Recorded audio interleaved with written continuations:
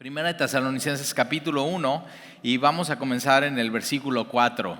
La semana pasada vimos el contexto de Tesalonicenses, vimos los primeros 3 versículos, vimos que Pablo estuvo con los tesalonicenses solamente 3 semanas y en 3 semanas Pablo cuando se va deja una iglesia donde la fe de ellos está en el Señor Jesucristo. La esperanza de ellos está en Dios y su amor es para con Dios y para con todos los demás. Ahora, esta es la marca de un cristiano. Ahora, tú ponte a pensar, acuérdate, cuando el Evangelio llega a la ciudad de Tesalónica, no llega como un vacío, sino Tesalónica tiene una historia, tiene un contexto, tiene una cosmovisión de cómo ven el mundo. De hecho, Tesalónica se llama así porque la princesa de Macedonia, 300 años de esta que fue escrita esta carta, acuérdate que fue el imperio macedonio, donde Filipo, que es el papá de Alejandro Magno, empieza ese imperio. De ahí tiene a su hijo que es Alejandro Magno, y Alejandro Magno tiene una media hermana que se llama Tesalónica. Entonces esta ciudad le ponen tesalonicenses o Tesalónica por la princesa de Macedonia. Ahora ellos, los macedonios, eran griegos, ¿no? Estaban enelizando toda la cultura, ¿no? Querían hacerle una cultura griega, y parte de la cultura y de su historia es tener muchos dioses, idolatría. Más o menos ellos en esta ciudad tenían más de 20 dioses. Los más importantes, por ejemplo, es Zeus. De hecho, la mamá de Alejandro Magno le dice: tú no eres hijo de Filipo, tú eres hijo de Zeus. Ahora ve lo que le está diciendo a su mamá, a Alejandro Magno: tú eres hijo de Dios. Y una de las cosas que estaban esperando que Alejandro Magno hiciera era que fuera el Salvador, o sea, el Salvador del mundo y del imperio, hasta que simplemente es derrocado. Y lo que hemos visto es que todos los imperios que se levantan en este mundo, los gobiernos humanos, se levantan, tienen mucho poder, y tienes el imperio persa, tienes el imperio macedonio, tienes Babilonia y tienes el imperio romano, y todos ellos suben, ¿no? Crecen, se expanden, pero simplemente se terminan y son derrocados. Pero el imperio, el reino de Dios, ese permanece para siempre, y eso es lo que la Biblia enseña. Y entonces cuando el Evangelio llega a Tesalónica, otra vez llega a un contexto, muchos dioses. Entonces tienes a Zeus. Zeus es el dios de los cielos, o el dios de la lluvia, o el dios de las tormentas. Tienes a Afrodita, el dios del amor. Tienes a Níquel, el dios de la victoria. Tienes a Dionisio, que es el dios del vino. Entonces adoraban simplemente, hoy los jóvenes dicen: no, pues vamos al antro. Ya en esos tiempos en Grecia, no, pues vamos al templo a adorar a Dios vino. Ahora, hoy ya no hay templos y no hay ídolos así como en estos tiempos, pero sigue habiendo la idolatría en el corazón del hombre. O sea, eso simplemente no se ha terminado. Entonces vemos una cultura muy, muy griega hoy en día también, como en estos tiempos había. Ahora, una de las cosas que pasan es que los dioses paganos estaban muy inmiscuidos en la guerra, en el comercio, en la vida civil y en la familia. Entonces, simplemente era parte de la sociedad, era parte de la cosmovisión, era parte de la tradición, era parte en la escuela, ¿no? Que tenías Aristóteles y tenías Platón. Todos ellos enseñaban acerca de los dioses, pero una de las cosas que pasaba en este imperio es que los dioses no tenían nada que ver con la moral. Entonces, como que, los dioses no se podían meter con tu vida, con tu moral. Tú podías hacer con tu vida y con tu cuerpo y con tus relaciones lo que tú quisieras. Entonces, como eran dioses, y te das cuenta, como muy apartados, y entre más lejos los tuvieras, mejor. Ahora, los tenías lejos por un lado, pero por otro lado querías, pues de pronto, llevarles un sacrificio como para que te bendijeran. Ahora, eran dioses caprichosos porque, depende de qué humor se parara tu Dios, es como te iba en ese día o en esa temporada. Entonces no sabías si el Dios te quería bendecir o te quería maldecir, y pues es mejor que pase yo desapercibido y lo tenga yo muy lejos, y como que mejor allá aplacado, y de vez en cuando le llevo un sacrificio, no vaya a ser que se las traiga contra mí. Y una visión completamente diferente a la cosmovisión cristiana, que es un Dios cercano, que es un Dios que se quiere involucrar en tu vida y que es un Dios que sí se involucra en tus hábitos, en tu vida, en tu sexualidad, en todo, en tu moral. Y Dios es un Dios que no es caprichoso, Dios no cambia, Dios es igual, Dios es misericordioso, Dios es clemente, Dios es benevolente para con los suyos. Entonces totalmente, y tú lo que haces es sí quiero a Dios cerca, o sea, y Dios quiere estar cerca de mí, completamente diferente a los dioses paganos. Ahora, ¿qué es lo que esta cultura creaba? Pues mucha superstición, porque entonces, o sea, sí, todos los dioses tienen que ver con lo que yo hago, ¿no? Con el comercio y con mi comunidad y con mi familia y con lo civil. Si tú querías estar bien con el gobierno, ahora no solamente eran estos dioses paganos griegos, sino ya era la adoración al César. Acuérdate que esto ya es el Imperio Romano. Y entonces en la adoración del César tú tenías que rendirle adoración al César, que era como un dios más. Entonces estaba lleno de dioses, y cuando llega el Evangelio a Tesalónica, entonces lo que llegan diciendo es que Jesús es Rey, Jesús es Dios y Jesús es el Dios vivo y verdadero y cercano, Emmanuel, Dios con nosotros. Y eso viene a romper completamente la cosmovisión de ellos. Ahora, en estos tiempos en Tesalónica, como que no importaba que tú adicionaras un Dios más a tus dioses. Es más, si tú adicionabas un Dios más, pues que más cool eras. O sea, eras como más parte de la sociedad y de las religiones y de todo lo que pasaba. El problema aquí es que el cristianismo lo que exigía es sí, tienes que poner en tu vida a Jesús como tu Dios y tu Rey, pero Él es el único y todos los demás ya no. Y entonces a la hora que tú sacabas a todos los demás, perdías ya privilegios, ya como que no podías hacer los trámites que tenías que hacer. O sea, simplemente, por ejemplo, si tú te dedicabas al comercio, acuérdate, Tesalónica era un puerto importante, y de ese puerto salían los barcos a vender a diferentes lugares, y entonces tenían el patrón Zeus al que le rendimos culto para que nos vaya bien y nuestro barco no naufrague. Y entonces si tú ya no adorabas a Zeus, tus compañeros de trabajo como que no, entonces ya no queremos ir y navegar con él. No vaya a ser que Zeus se enoje contra nosotros, porque nuestro barco ya no lo adora. ¿Te das cuenta? Y se vuelve de pronto una cultura muy supersticiosa. Por ejemplo, ¿nunca te pasó que entrabas en una iglesia y traes gorra y te quitas la gorra? O tu mamá te decía, o tu abuelita, al entrar a la iglesia quítate la gorra. Y tú ahí estás, le haces caso y no entiendes por qué, pero te quitas la gorra. Pero es eso, ¿por qué? Porque pues representa algo la iglesia, pero también es, pues no vaya a ser. O sea, y entonces ya no sabes ni por qué, pero lo haces. O cuando o sea, yo me acuerdo, ¿no? Pasábamos por una iglesia, íbamos en el coche con toda mi familia, pasamos por una iglesia y así. O sea, y dices, ¿por qué? Pues no vaya a ser. O sea, mejor estar bien, y se vuelve ya, es una religión. O sea, no sabes ni por qué lo haces y simplemente lo estás, te quitas la gorra, te quitas el sombrero, te persinas, pero estás diciendo lo mismo que con los dioses griegos, es entre más lejos mejor, y mejor que no se meta en mi vida, porque si se mete en mi vida, pues ahí ya no me conviene, porque entonces tengo que dejar de hacer cosas. ¿Te das cuenta? Y cuando el evangelio llega, Dios se está metiendo en todo en tu vida.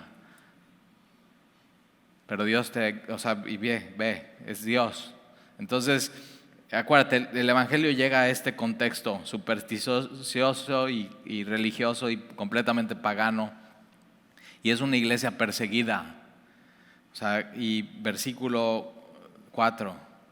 Porque conocemos, hermanos, amados de Dios, vuestra elección. Ahora, nunca te olvides, la iglesia en la Biblia se llama, somos los elegidos, así, y no tipo como Neo y la Matrix. No, o sea, somos los elegidos de Dios, esos somos.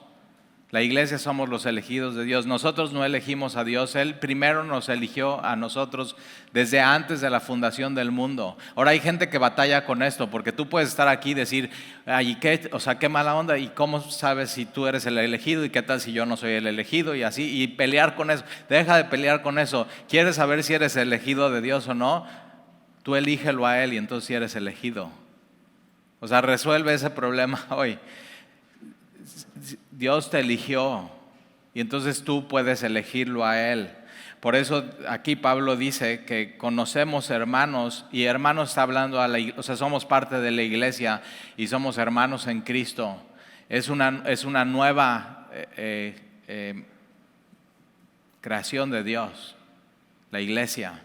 Así como Dios creó todo al principio en Génesis capítulo 1, así Dios en la iglesia, en la época de la gracia, creó la iglesia. Y entonces somos hermanos y somos amados de Dios. Nunca te olvides de esto. O sea, eso lo tienes que tener subrayado en tu Biblia, amado de Dios.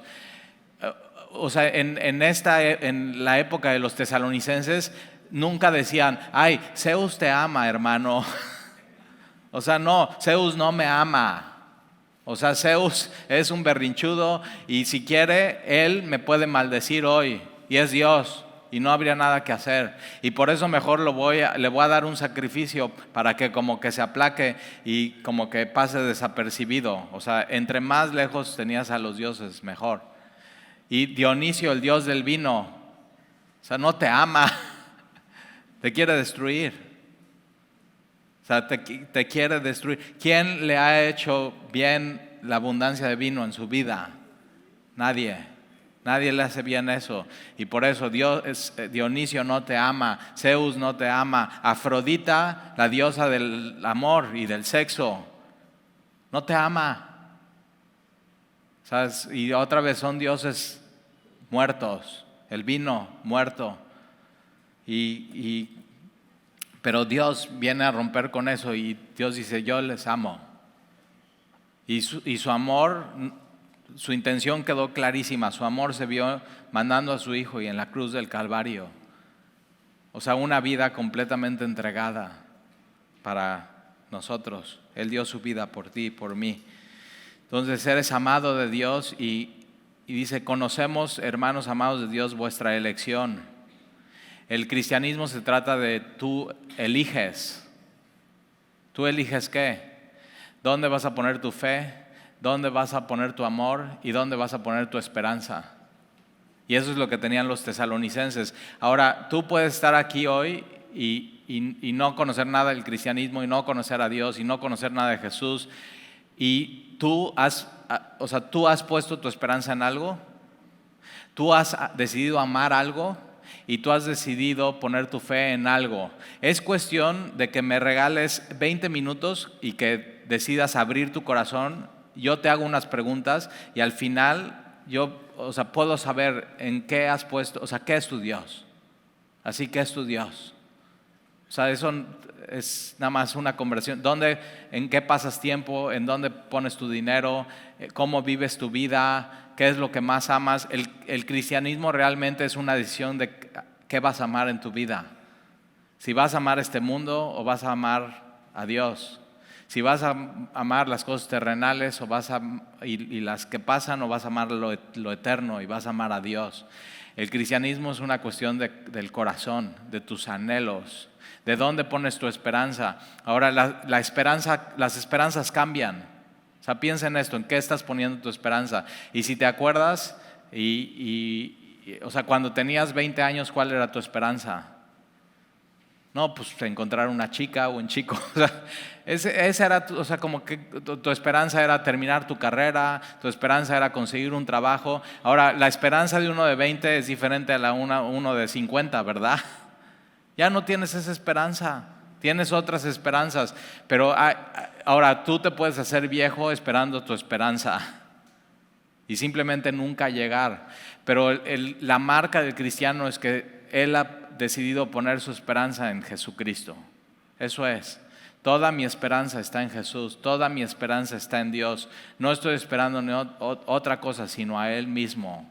Que Él sea mi Dios, que Él sea mi Señor, que Él tome las decisiones por mí. Y otra vez, y tu amor. O sea, ¿dónde has decidido? Es una decisión. ¿Qué has decidido amar en esta vida? Si no has decidido amar a Dios, estás amando otras cosas y eso es idolatría. Lo mismo que ellos en los tiempos de los tesalonicenses. Y tu fe, o sea, ¿en dónde has puesto tu confianza? Hay gente que pone su fe en uno mismo. Dices, no, yo confío mucho en mí y yo voy a poder lograrlo por mis méritos y porque yo puedo. Y el cristianismo dice, no pongas tu fe en ti, no pongas tu fe en otra persona. Maldito el hombre que confía en el hombre. Tienes que poner tu fe, ni siquiera en una religión, ni un pastor, ni un movimiento, ni una iglesia, sino tu fe tiene que estar en Dios. Ahí tiene que estar bien colocada. Entonces, si no tienes tu fe en Dios, tu esperanza en Jesucristo y tu amor centrado en Él y en los demás, entonces es idolatría. Pero puedes decidir otra cosa, como los tesalonicenses. Entonces, porque conocemos, hermanos amados de Dios, vuestra elección. ¿Qué elección? Recibir el amor de Dios. Tú y yo hemos decidido recibir el amor de Dios. Y junto con el amor de Dios viene todo, o sea, todo el paquete completo de quién es Dios en nuestra vida. Es su palabra, su misericordia, su clemencia. Y entonces Dios te elige a ti y tú te das cuenta de eso y eliges a Dios y recibes su amor. Eliges recibir su amor. Y si tú estás aquí y todavía no eliges recibir su amor, elígelo hoy. Y entonces ya te vas a dar cuenta que Él te eligió a ti desde antes de la fundación del mundo. Tú no eliges a Dios, Él te elige a ti. Pero cuando te das cuenta dices, ok, yo quiero eso. Y entonces lo escoges. Y entonces Él te ama y tú decides amarlo de regreso. Y entonces ahí está la fe, ahí está el amor y ahí está la esperanza. Las tres cosas. Porque conocemos, hermanos amados de Dios, vuestra elección, pues nuestro evangelio no llegó a vosotros en palabras solamente, sino también en poder. El evangelio, tú no vas a Dios, Él va a ti. Ese es el evangelio. Que Él vino a este mundo a salvar lo que se había perdido. Alguien que está perdido a veces ni siquiera sabe que está perdido. Yo he platicado con mucha gente que no tiene a Dios, que no conoce a Dios y que no vive conforme a la ley de Dios, que piensa que no está perdido. Y yo digo, ese es el perdido de los más perdidos. O sea, no sabe que está perdido. Y Dios te tiene que revelar que estás perdido sin Él. Si tú estás aquí hoy y no tienes a Dios, estás perdido. Y Dios te lo dice porque te ama y eres una oveja perdida, pero Jesús va por esa oveja perdida y la trae y la hace suya y la escoge y la trae al rebaño. Ahí está, es su oveja. Y las ovejas, dice Jesús, mis ovejas oyen mi voz. Y si tú estás escuchando hoy, es su voz. Él te está llamando, Él te está diciendo, eres mío, yo te escogí. Y el evangelio no llegó a vosotros en palabras solamente, sino también en poder. Para algunos, una predicación como estas es pura palabrería. Es así, qué bonito, me gustó mucho cómo habló el pastor. A mí me ha pasado que viene alguien por primera vez de Semilla y sale bien emocionado y sale bien contento y hasta dice, hoy me sacaste una lágrima. Y hasta te ríes, ¿ya ves? Pero es eso, que el evangelio no solamente es palabra, sino es poder. Y el evangelio tiene poder para salvación, el evangelio tiene el poder para transformar tu vida, el evangelio tiene el poder para transformar tu visión, cómo ves el mundo, el evangelio tiene poder para transformar tu corazón, tus anhelos, en dónde pones tu esperanza y dónde está tu confianza. Eso es el evangelio. La palabra de Dios es el milagro más increíble que hay. Y entonces quien inspiró las escrituras es el Espíritu Santo. Y cuando se predica las escrituras es el poder de Dios en tu vida. ¿Nunca te ha pasado que estás escuchando una prédica y dices, eso es para mí? O sea, eso que me está diciendo, que eso que está diciendo Talí, hasta me ha pasado que llegan y me dicen, oye, ya te platicaron acerca de mí, ¿verdad? Y yo digo, nunca te había visto, nadie me ha chismeado acerca de ti, nada, pero eso es Dios hablando a tu corazón. Y eso es el evangelio, es Dios sabe las necesidades más íntimas de tu corazón y de tu alma. Es más, el Salmo dice, mi alma tiene sed de Dios. Mi alma tiene sed del Dios vivo. Y puede ser que tú estés aquí y no te des cuenta que tu alma lo que necesita es Dios. Y yo me acuerdo cuando me empezaban a compartir del evangelio y fui a mis primeras semanas, o sea, sí, a las semanas, yo dije, esto es. O sea, esto era siempre, pero no sabía. O sea, me hacía tan o sea, tenía tanta confianza en lo que estaba. Decía, esto es la Biblia, ¿cómo? Y yo tenía una Biblia en mi casa de niño y de joven y de adolescente. En la entrada de mi casa estaba una Biblia con un portabiblias muy hermoso de plata, pero ¿qué crees? Siempre estaba en la misma página. Y tan cerca, pero tan lejos de Dios. Viví mi infancia y mi juventud y mi adolescencia, y cuando llego y alguien me está explicando y veo que no solamente es palabrería. ¿Tú sabías que hoy hay más palabras que puedes accesar que en toda la historia de la humanidad? Y todo está en la web y todo está a un clic, y no solamente palabras escritas, puedes leer un chorro de cosas y no acabarte la vida, y puedes, no solamente palabras escritas, sino palabras habladas, puedes ver videos, YouTube, puedes ver en redes sociales un chorro de cosas, pero lo único que tiene poder para transformar tu vida es la palabra de Dios. Es lo único, así. Y yo por eso cuando leía así al principio decía, esto, o sea, me hace tanto eco con mi alma. Y sí, pues es lo que o sea, ¿quién creó mi alma? Dios. ¿Quién inspiró las escrituras? Dios. Y de pronto es esto, hace este match. Y dices, esto es. Para algunos simplemente es palabras, pero para los que hemos decidido recibir su amor es poder. Poder de Dios para salvación. Poder en el Espíritu Santo. En plena certidumbre. Esta palabra plena certidumbre es completa confianza. Entonces, no sé si te ha pasado que vienes a un estudio, escuchas, dices, eso es para mí, y te vas 100% convencido que es la palabra de Dios y que Dios está diciendo eso. Plena certidumbre, plena confianza. O sea, no te queda, el Espíritu Santo eso es lo que hace, pone la palabra de Dios en mi corazón, ayuda a que yo pueda entender las Escrituras y me da la seguridad de saber es Dios hablándome. Y Él me va a ayudar a hacer lo que Él me está pidiendo. O sea, es plena certidumbre. Y no sé tú, pero yo necesito un Dios que me dé plena certeza y plena certidumbre y plena confianza. Y eso es lo que es la palabra de Dios, eso es lo que es la Biblia. Y entonces en plena certidumbre, y ellos eligen en plena certidumbre. En plena certidumbre, como bien sabéis, ¿cuáles fuimos entre vosotros por amor de vosotros? Otra traducción dice, como bien saben, cómo somos cuando fuimos y estuvimos entre ustedes y cómo les amamos. Esto tiene muchísimo poder. Y cuando tú estás compartiendo el Evangelio, el primero que tiene que tener la plena certeza del Evangelio eres tú. O sea, tú tienes que estar convencido que este libro es la palabra de Dios. Tú tienes que estar convencido que Jesús es el Salvador del mundo. Tú tienes que tener plena convicción que Él te salvó a ti. Y entonces tú puedes compartir tu vida. Pero algo muy, muy poderoso cuando compartes el Evangelio es que conozcan cómo el Evangelio ha cambiado tu vida. O sea, tú como testimonio.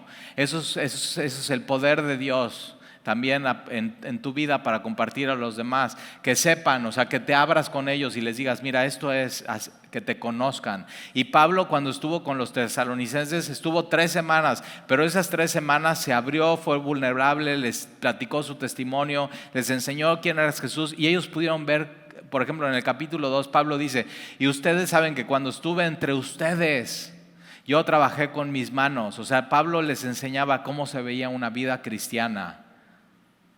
Y eso es muy poderoso. Ahora, si tú puedes decir, bueno, sí, yo quiero compartir el Evangelio, yo quiero hablar de Jesús, tienes que ver que tu vida sea acorde al mensaje.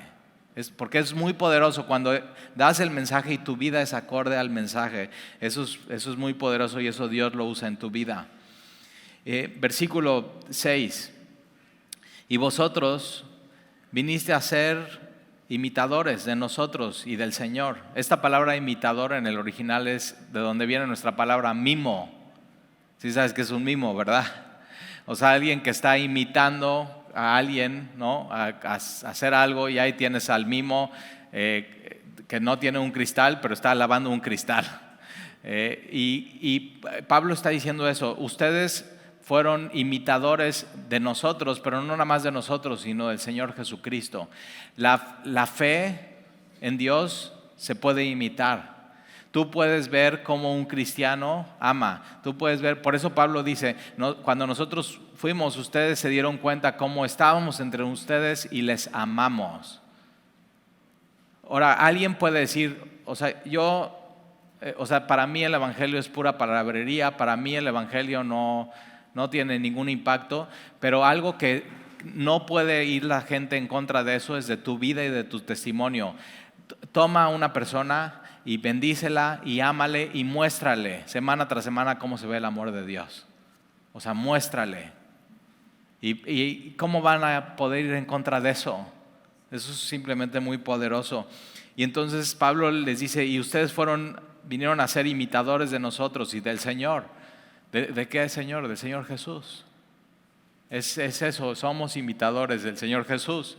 Y Pablo y Silas y Timoteo fueron imitadores del Señor Jesús. Y entonces los tesalonicenses son imitadores de Pablo, de Silas y de Timoteo, porque Pablo, Silas y Timoteo estaban imitando al Señor Jesús. Pero el modelo, el prototipo del cristiano es Jesús. A Él tenemos que seguir y a Él tenemos que imitar. Y una de las cosas que dice la Biblia en 1 Corintios capítulo 13, dice, y permanecen la fe, la esperanza y el amor, pero la más importante de ellas es el amor. Y pues sí, Dios es amor. Jesús es amor. Nadie de tus familiares y de tus amigos y de tus colaboradores en el trabajo van a llegar y decirte, ¿sabes qué? Talí, ya estamos súper hartos, ya queremos que nos dejes de amar. Nadie va a decir eso, ni tus tíos, ni tus primos, nadie ya estamos hartos de tu amor. Puede ser que te digan, estamos hartos que nos hables de Jesús. Pero nadie no hay la policía del amor de que no, te vamos a poner una infracción por tanto amor.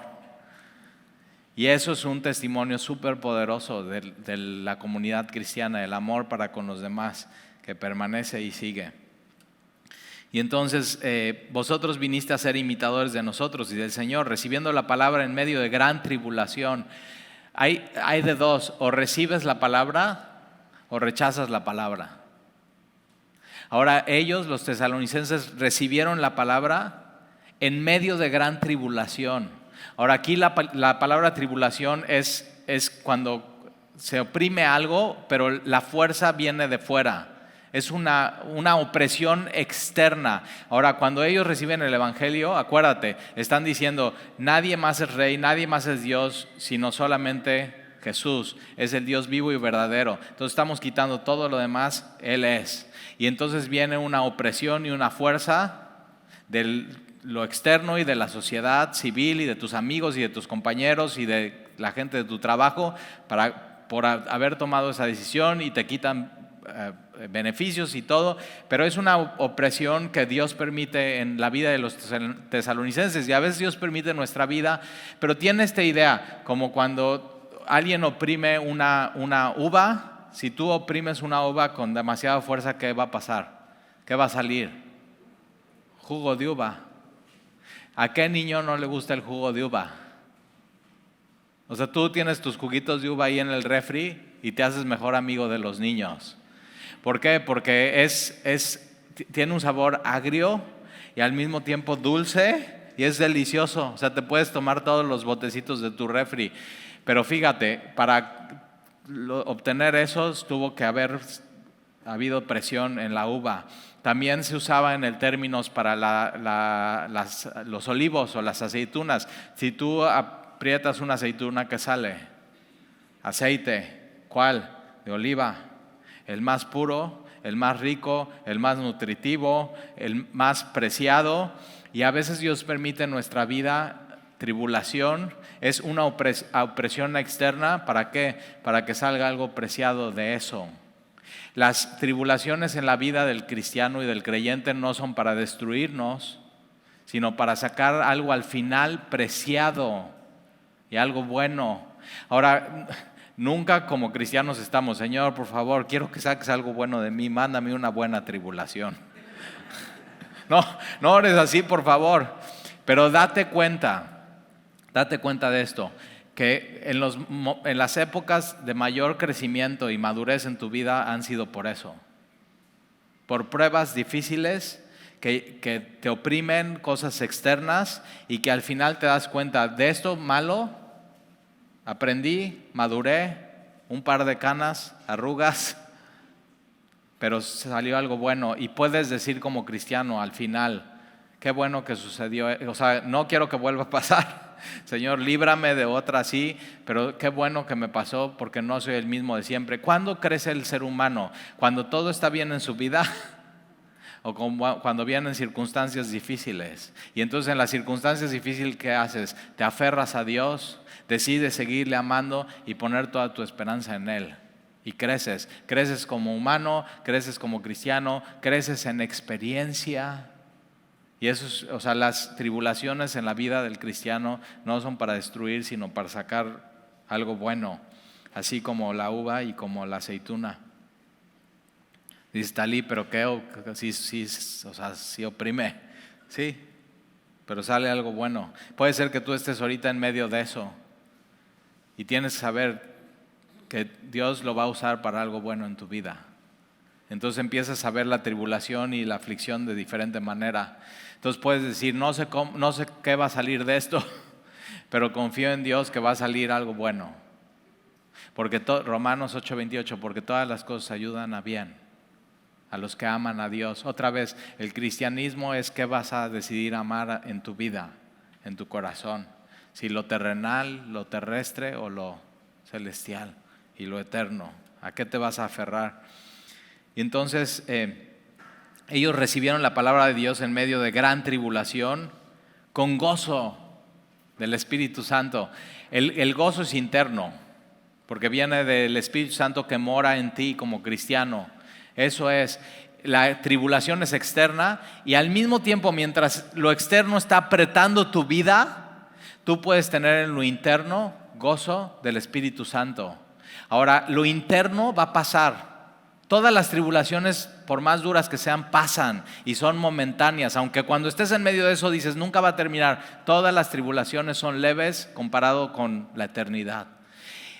Lo externo va a pasar, pero lo interno y el gozo nadie te lo puede quitar. Eso se queda, eso es eterno.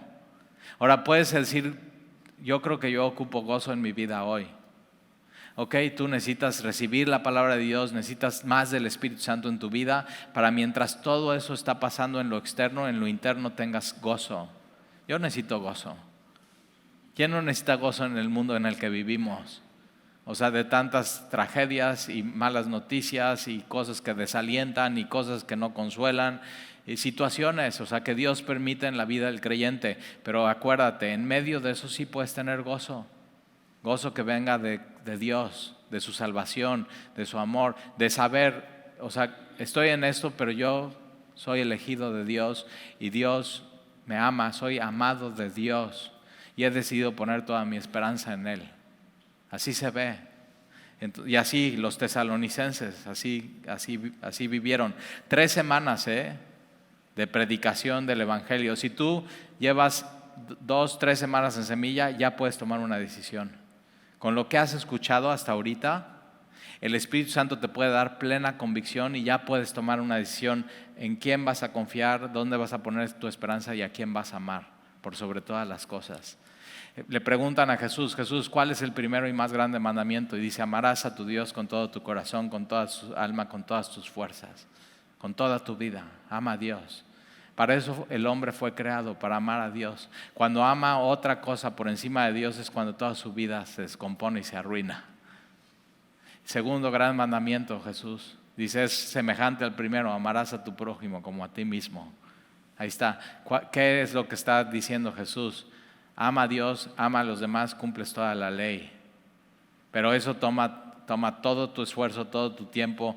Por eso nos venimos y nos reunimos, porque sin Dios ya estamos no amando a Dios y no amando a los demás.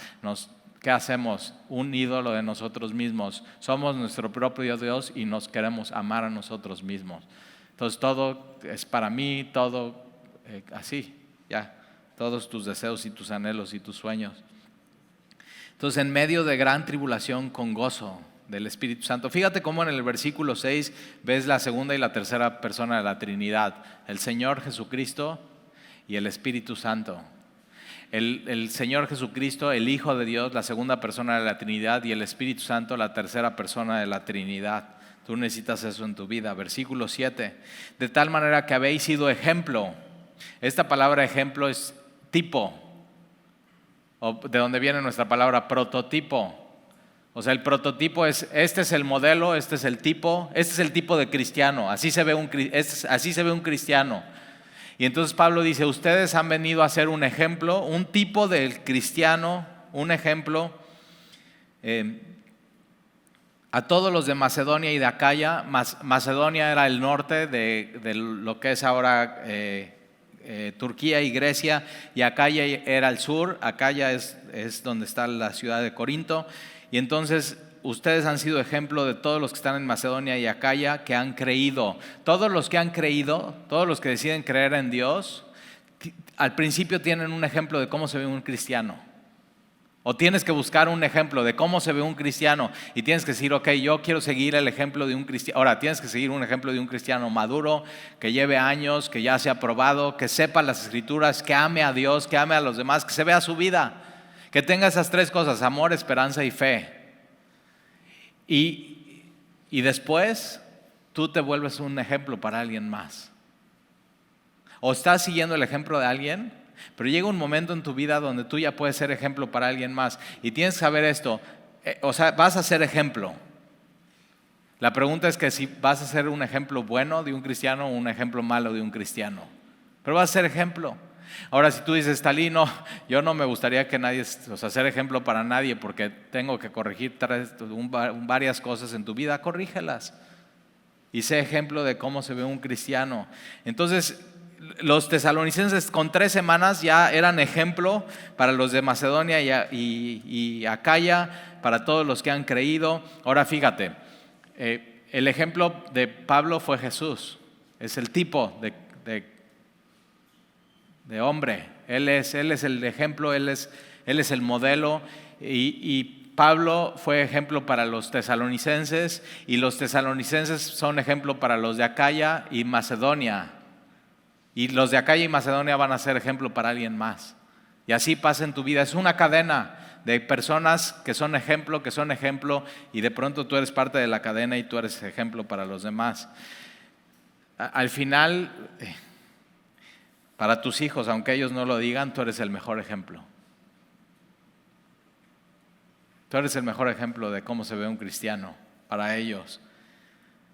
Y puede ser que decidan ahorita no seguir tu ejemplo, Tienen que nacer de nuevo, tienen que ellos tomar su decisión de seguir a Jesús. Pero cuando la tomen, se van a acordar de cómo eras y cómo fuiste ejemplo para ellos. Entonces no te desanimes, sigue siendo ejemplo para ellos, para tus hijos y para tus nietos, y después para los hijos de tus nietos. ¿Qué tal si Dios te permite verlos? Sería hermoso, ¿verdad? Versículo 8. Porque partiendo de vosotros ha sido divulgada la palabra del Señor. Esta palabra divulgada en el griego original es ecos. ¿A qué te suena? Eco. ¿Nunca has ido a un lugar donde hay eco? Y ahí estás como niño chiquito. Eco. Y se dice eco, eco, eco. Y dices, órale, qué padre. Y dices otra vez, eco, eco, eco, eco, eco, eco, eco. Esa es la palabra aquí. Entonces los tesalonicenses, ¿qué es? Pablo llega y ¿qué dice? Jesús es Dios, Jesús es el Salvador, Jesús es el Rey. ¿Y qué dicen los tesalonicenses? Jesús es Dios, Jesús es el Rey, Jesús es el Salvador. Y después, ¿qué dicen los de Macedonia? Jesús es Rey, Jesús es Dios, y los de Acaya, Jesús, y es un eco, es una resonancia. Y esa es la labor de la iglesia, es la labor de todos nosotros. Venimos a escuchar de Jesús y entonces como un eco nosotros lo llevamos a los demás. Y estamos repitiendo estas verdades una y otra vez como un eco. Entonces acuérdate, la iglesia somos los elegidos de Dios y parte de nuestra labor es ser un eco, de decirle a las demás personas quién es Jesús. Jesús es el Rey, Jesús es Dios, Jesús es el único Dios vivo y verdadero. Él es el único. En Tesalónica y aquí en Veracruz y en Boca del Río. Y entonces, porque partiendo de vosotros, ahora la palabra llegó a ellos Y ahora ellos teniendo la palabra, ellos llevan la palabra. Eso es, así llegó el evangelio a tu vida. Alguien recibió el evangelio y decidió, ok, no me puedo quedar con eso, le tengo que decir a alguien más, y pum, llevó el evangelio a alguien más. Y tienes que tener de nuevo que es la valentía para hablar. Nosotros ayer invitamos unos amigos, y ya los invitamos y estuvimos comiendo y compartiendo y platicando y jajaja y jijiji, y al final después de todo, me acerco con ellos y les digo, oigan, no, pues ahí les va el anuncio, ¿no? Y la invitación. No, pues nosotros tenemos iglesia mañana, es 10, 9, 11 y 1, y nos encantaría que fueran, les va a gustar mucho, está padrísimo. Y pues ya les invité de comer, ya estuve todo el tiempo con ellos. Digo, por lo menos regresen el favor, vengan a la iglesia. Y van a llegar ahorita a la 1. Ya nos confirmaron, van a llegar a la 1. Y es eso, es siempre. O sea, tú nunca sabes cuándo un elegido de Dios está esperando ser invitado para escuchar que Él es elegido y que Dios lo ama y que Dios mandó a su Hijo y que su Hijo murió en una cruz por Él para el perdón de pecados y darle vida eterna. Nunca sabes cuándo estás enfrente de Él. ¿Te imaginas que no te hubieran dado ese mensaje a ti de parte de Dios? Pero te lo dieron, ¿verdad? Y alguien fue fiel y llevó ese eco y esa resonancia. Y entonces, partiendo de vosotros ha sido divulgada la palabra del Señor, no solamente en Macedonia y Acaya, sino también en todo lugar vuestra fe en Dios se ha extendido. La fe se extiende, la fe se contagia, la fe se mueve, la fe es contagiosa. Así como el COVID. ¿Y qué se necesita para que se contagie el COVID? Cercanía. Y tú necesitas esto, estar cerca de gente. Y no nada más así. No, pues no te me acerques, más de 1,5 metros. No, acércateles y háblales de Jesús. La fe es cuando a ti te ven y hablas de Jesús con fe, con esperanza y con amor, la gente quiere eso. Yo tenía un amigo en Ciudad de México que la primera vez que le compartí acerca de Jesús se me quedaba viendo y así me dijo, me acuerdo, Talí, a mí me encantaría tener tu fe. Y yo lo empujaba y le decía, sí puedes. O sea, la fe viene por el oír la palabra de Dios. Lo único que tienes que hacer es recibir la palabra, recibir a Jesús y empezar a caminar. Y entonces estaba batallando con cosas y cada vez que regresaba a la Ciudad de México, intencionalmente citaba a ese amigo. Y cada vez era eso. Ahora, después de un tiempo, él decidió tener esa fe. La fe se contagia, pero tienes que estar enfrente de la gente. Tienes que hablarles de Jesús. La fe se contagia, la fe se extiende, la fe se mueve. Entonces se ha extendido, de modo que nosotros no tenemos necesidad de hablar más. Dice Pablo, yo voy a Macedonia y digo, oigan, los quiero invitar a aceptar a Jesús. Ya escuchamos de Jesús. ¿Te imaginas? O sea, que yo vaya a un restaurante y al mesero le diga, oye, me encantaría invitarte a Semilla y hablarte. No, ya me platicaron a alguien de Semilla. No, acuérdate, no todos reciben a Jesús y el Evangelio, pero sí todos tienen que escuchar de Jesús y del Evangelio. Todos tienen que escuchar. Pablo dice en Tesalónica, en Macedonia y en Acaya y más allá. Y nosotros tenemos que hacer que todo Veracruz y Boca del Río y más allá, Córdoba, Fortín, Orizaba, Jalapa. ¿De dónde eres? Tienen que escuchar el mensaje como un eco. No es tu mensaje, no es mi mensaje, es el mensaje de Dios para ellos. Es Dios hablando a tu corazón. Dios sabe tus necesidades más apremiantes, que es el mismo. Y entonces el Evangelio se ha extendido de modo que nosotros no tenemos necesidad de hablar nada, porque ellos mismos cuentan de nosotros la manera en que nos recibiste y cómo os convertiste de los ídolos a Dios. Hay 2 palabras importantes en la Biblia. Una de ellas es arrepentimiento, que es metanoia, Me has escuchado muchas veces explicar de esa palabra. Metanoia es cuando, por ejemplo, metes a lavar tus calcetines, ¿no? Ya fuiste al fútbol o a hacer ejercicio, a correr y están bien apestosos, ya se paran solos y entonces dices, no, ya los voy a meter a lavar, los metes a lavar y los metes a la secadora. ¿Nunca te ha pasado el misterio de la secadora que metas 2 y nada más sale uno? ¿Quién sabe qué les pasa? Pero bueno, vamos a decir que tienes buena suerte ese día, metes 2 calcetines a secar, sacas 2, pero están volteados. No te los puedes poner así. Y metanoia tiene esta idea. Cuando tú metes tu mano al calcetín para desvoltearlo y tomas la punta y haces esto. O sea, es una vuelta en U, es un cambio por completo, metanoia, arrepentimiento. Es decir, antes iba para allá y ahora voy para el otro lado. Ahora, eso es en el momento de que crees en Jesús y te arrepientes, pero también siendo cristiano puedes equivocarte y puedes pecar. Y puede haber metanoia en tu vida y decir, no, me estoy alejando de Dios, no debo de estar, y te arrepientes, metanoia. Pero la palabra que usa aquí Pablo es otra palabra, es epistremo, que tiene que ver con volverse a Dios. Tiene que ver con un cambio total en tu vida, tiene que ver con un cambio en tu manera de pensar, de ser, de vivir, pero sobre todo en un cambio en tu creencia, en tus creencias personales. Entonces, ¿qué es lo que hicieron en los tesalonicenses? Antes ponían su esperanza en estas cosas, antes amaban esto y antes su fe estaba en esto, y deciden dejar eso y cambiar por completo lo que creen. Y eso es la invitación de Dios para alguien, que cambies por completo lo que tú creías y creas en Dios.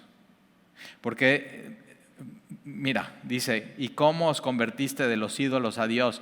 La invitación de Dios no es conviértete de una religión a otra, sino es conviértete a mí, conviértete a Dios. Y es la invitación de Dios diciendo, vuelve a mí, sé mío, yo te escogí, tú escógeme a mí. Y cambia todo lo que creías. Ahora, mucha gente le cuesta mucho trabajo hacer eso, convertirse. ¿A quién? A Dios. Otra vez, no es una iglesia, no es un pastor, no es una religión. Convertirse a Dios. ¿Por qué? Porque necesitas dejar tu orgullo al lado y decir, todo lo que yo creía no es, necesito empezar a creer lo que dice Dios. Tienes que tirar todo lo que tú creías a la basura y tienes que ser humilde para poder hacerlo. Pero créeme, vale mucho la pena convertirte a Dios, convertirte de los ídolos a Dios, para servir al Dios vivo y verdadero. Ahora, en esta época, esa idea de servir a Zeus, o sea, ¿para qué Zeus quisiera que yo lo sirva? Zeus, entre más lejos esté de mi vida, mejor. O sea, no había esa noción de servir a los dioses.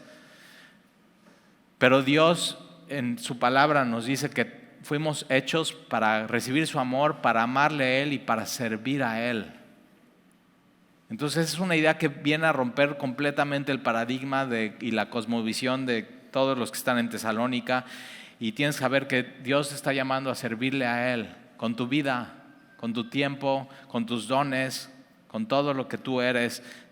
Yo, así, cuando era joven, pues los que servían a Dios pues eran las monjas, los sacerdotes y los monjes. Y al leer la Biblia te das cuenta, ¿no?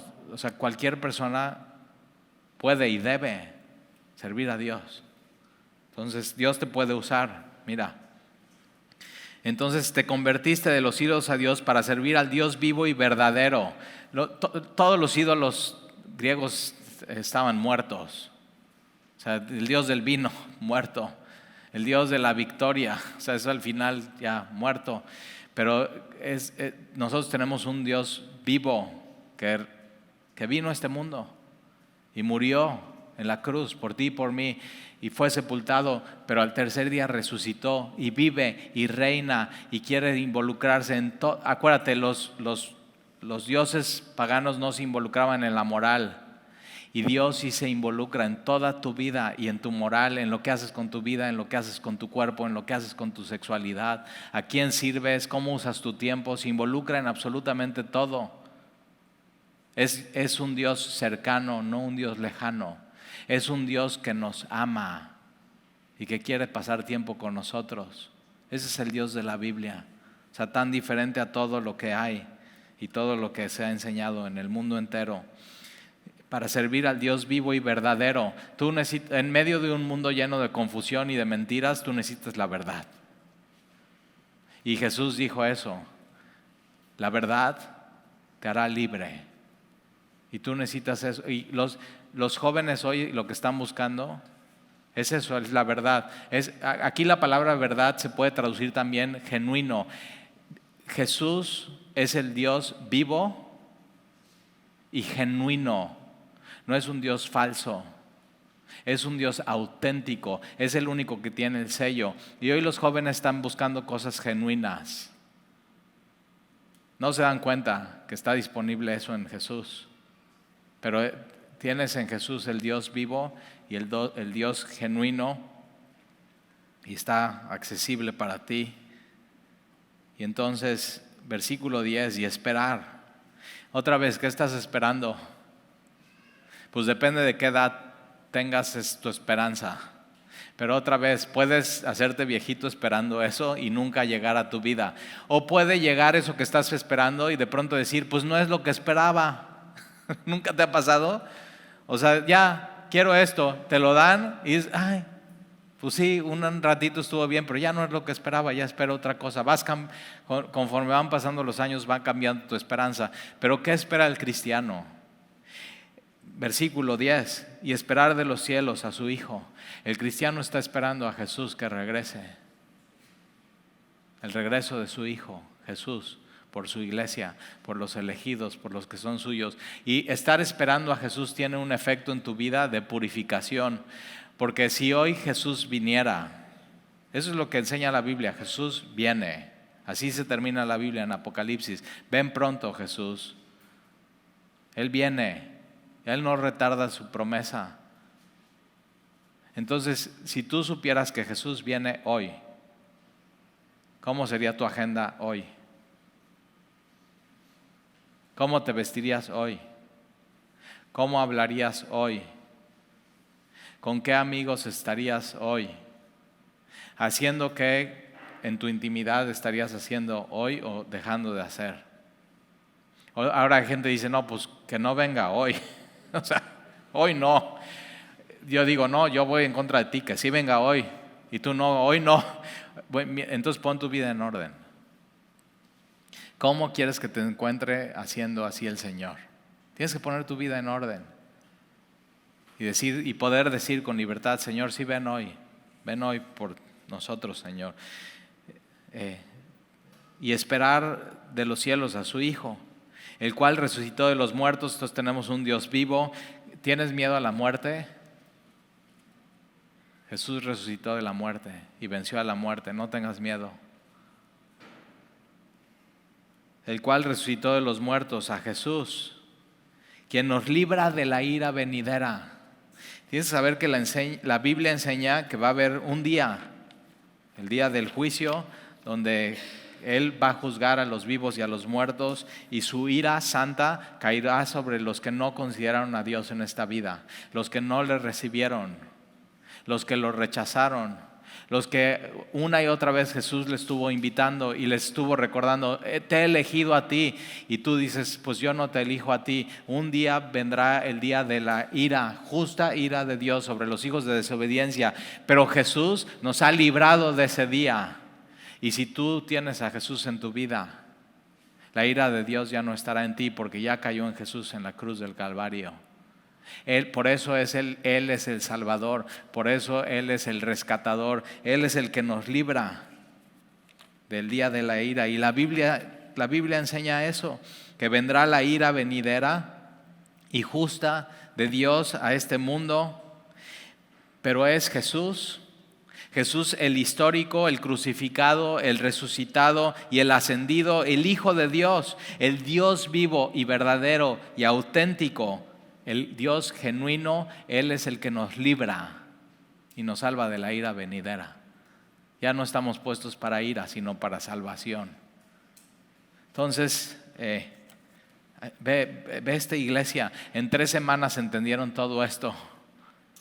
Y tú y yo tenemos que entender eso. Somos la iglesia, los elegidos, hemos sido llamados a servir a Dios, hemos sido llamados a convertirnos. Eso es un instante, es un momento, voy a dejar todo eso y mis creencias a partir de hoy cambian. Ahora voy a creer lo que está escrito en este libro. Le voy a creer, no solamente es creer en Dios, es creerle a Dios. Voy a creer lo que dice Dios de Él. Voy a creer lo que dice Dios de mí. Puede ser que estés hoy aquí y digas, yo como que siento que Dios no me ama. Ok, la Biblia dice que sí te ama. ¿Y cómo sé que sí me ama? Por fe, porque la Biblia lo dice y es la palabra de Dios. Y Él ya lo demostró. Sus intenciones de amor hacia ti fueron demostradas en la cruz del Calvario, muriendo Jesús por ti. Él sí te ama, Él sí te eligió. Entonces lo único que tienes que hacer es elegirlo tú a Él. Eso es conversión, convertirte a Dios, volver a Él, volver a Él. Entonces vamos a orar.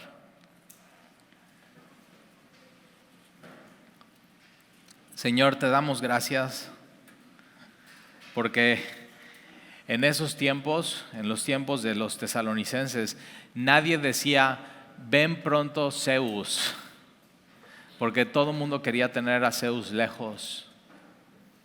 Dioses caprichosos, dioses falsos, dioses no auténticos, dioses no vivos y dioses no verdaderos.